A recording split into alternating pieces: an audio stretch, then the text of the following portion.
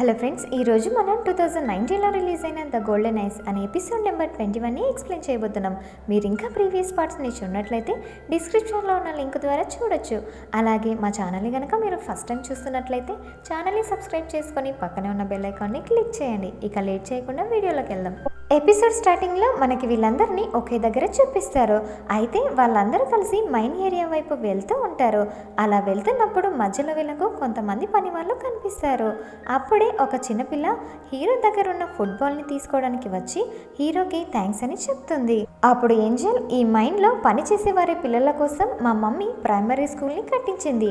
అలాగే అక్కడ Chinese language కూడా నేర్పిస్తున్నారు. అందువల్ల ఈ పిల్లలకి చైనీస్ లాంగ్వేజ్ వస్తుంది.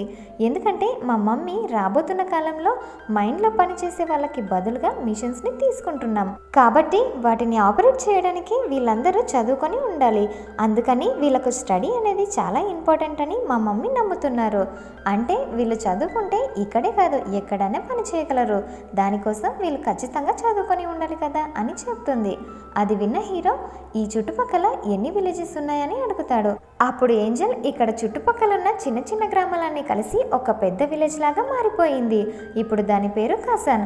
ఎందుకంటే పూర్వకాలంలో ఉన్న వాళ్ళు చెప్పే విషయం ఏంటంటే మీరు బెస్ట్ క్వాలిటీ యొక్క ఎవర్ గ్రీన్ మైండ్స్ని వదులుకోకూడదు. దాని ద్వారా మా దగ్గర దొరికే మైండ్ రాళ్ళ యొక్క విలువ అనేది చాలా పెరిగిపోయింది. ఇక దాని ద్వారానే చుట్టుపక్కల ఉన్న అన్ని గ్రామాలు కలిసి ఒక పెద్ద ఊరిలాగా నిర్మించారు. దాని పేరే కసాన్. కానీ ఇప్పుడు మా మైండ్లో నుంచి విలువైన రాళ్ళు రావడం బంద్ అయ్యాయి. అలా కొద్ది కొద్దిగా మైండ్లో పనిచేసే వాళ్ళ సంఖ్య కూడా తగ్గుతూ వస్తుంది. ఇంకా కొన్ని చోట్ల దయ్యాలు ఆత్మలు తిరుగుతున్నాయని చెప్తున్నారు.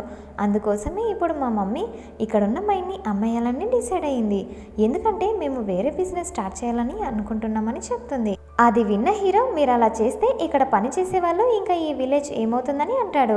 దానికి ఏంజెల్, ఇదంతా నాకు తెలియదు కానీ మా మమ్మీ అంటూ ఉండేది ఏంటంటే ఒకవేళ ఈ మైన్ని అమ్మిన తర్వాత దీని ఓనర్ ఇక్కడున్న వాళ్ళని పనిలో పెట్టుకుంటాడో లేదో అతనిపైనే ఆధారపడి ఉంటుందని చెప్పేది. నాకు తెలిసినంత వరకు అయితే ఏ బిజినెస్ మ్యాన్ అయినా తన ప్రాఫిట్ కోసమే చూసుకుంటాడు కానీ ఇక్కడ పనిచేసే లేబర్ వాళ్ళ కోసమైతే ఆలోచించడని అంటుంది.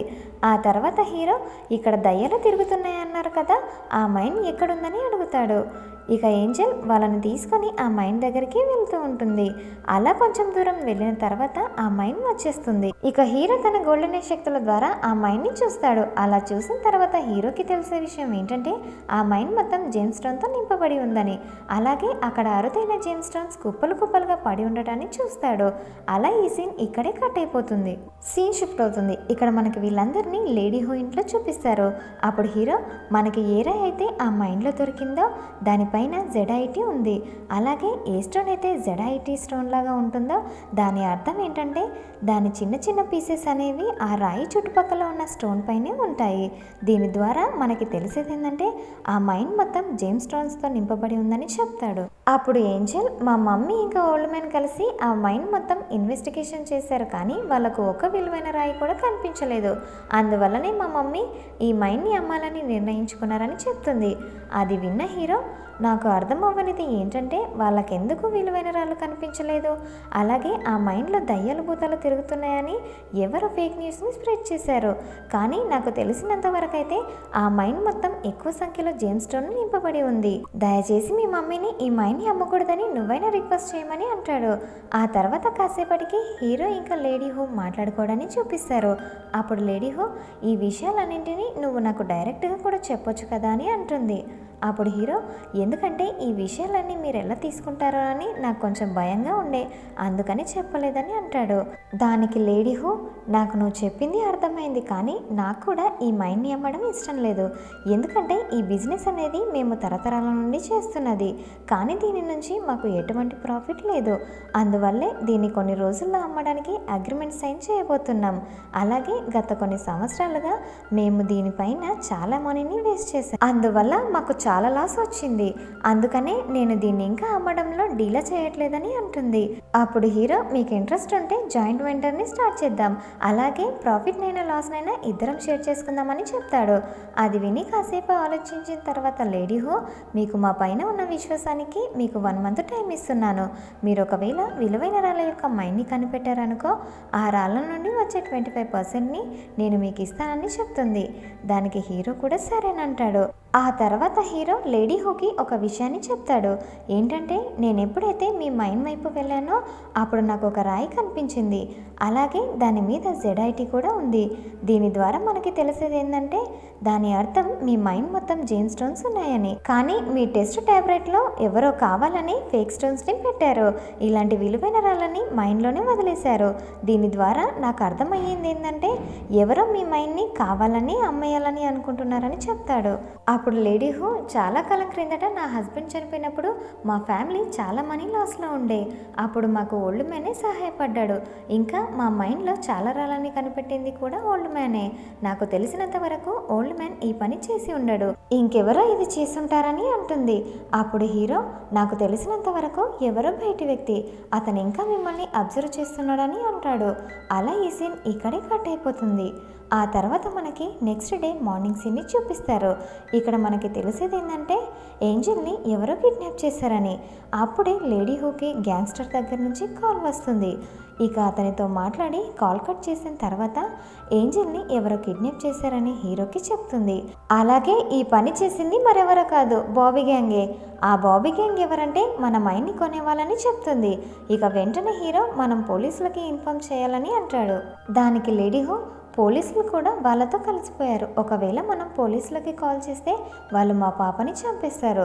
అట్లనే అతను నన్ను రేపు వాళ్ళ కసినోకి రమ్మని పిలిచారని చెప్తుంది. అలా ఈ సీన్ ఇక్కడే కట్ అయిపోతుంది.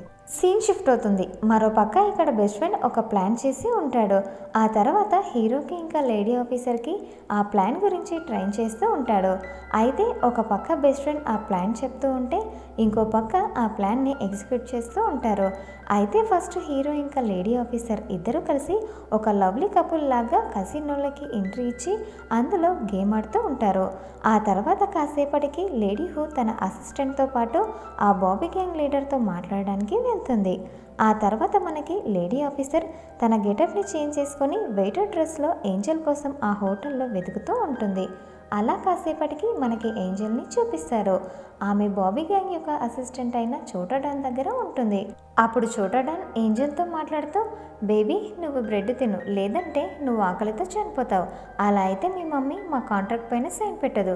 కాబట్టి నువ్వు బ్రెడ్ తిను, లేదంటే నీ ముఖం పైన ఈ కత్తితో కాట్లు పెడతానని బెదిరిస్తూ ఉంటాడు. అప్పుడే అతనికి ఒక వ్యక్తి కాల్ చేసి, ఎవరో బయట వ్యక్తి వచ్చి గేమ్ ఆడి గెలిచాడు, మేము చెక్ చేసి చూసాం, అతను చీటింగ్ కూడా చేయలేదని చెప్తాడు. అది విన్న చోటాడాన్, ఉండండి నేను అక్కడికి వస్తున్నానని అంటాడు. ఆ తర్వాత మనకి కసినో బయట వెయిట్ చేస్తున్న బెస్ట్ ఫ్రెండ్ ఇంకా బాడీగార్డ్ని చూపిస్తాడు.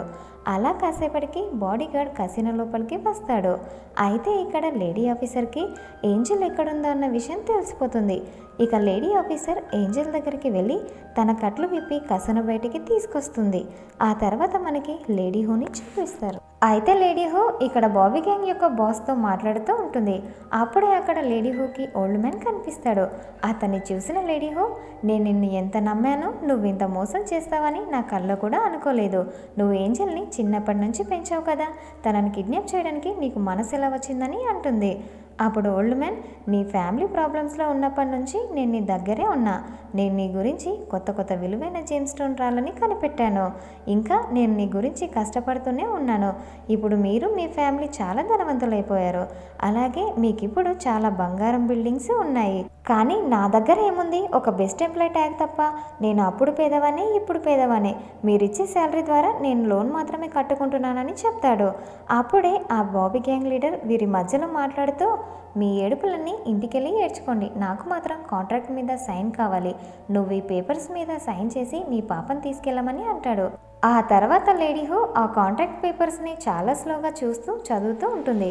అప్పుడే ఓల్డ్ మ్యాన్కి లేడీ హూ పైన అనుమానం వచ్చి అతను వెళ్ళి బాబీ గ్యాంగ్ లీడర్తో లేడీ హూ కావాలని స్లోగా పేపర్స్ని చదువుతుందని చెప్తాడు. అది విని బాబీ గ్యాంగ్ లీడర్ తన అసిస్టెంట్ అయిన చోటాడాన్కి కాల్ చేసి అన్ని తలుపుల్ని మూసేయి, ఎవ్వరూ కసినో నుండి బయటికి వెళ్ళడానికి వీల్లేదని చెప్పడంతో ఈ ఎపిసోడ్ ఎండ్ అయిపోయింది. అయితే దీని తర్వాత వచ్చే ఎపిసోడ్ కోసం కామెంట్ చేయండి, వీడియో నచ్చితే లైక్ చేయండి, సబ్స్క్రైబ్ చేసుకొని మా ఛానల్ని. Thanks for watching.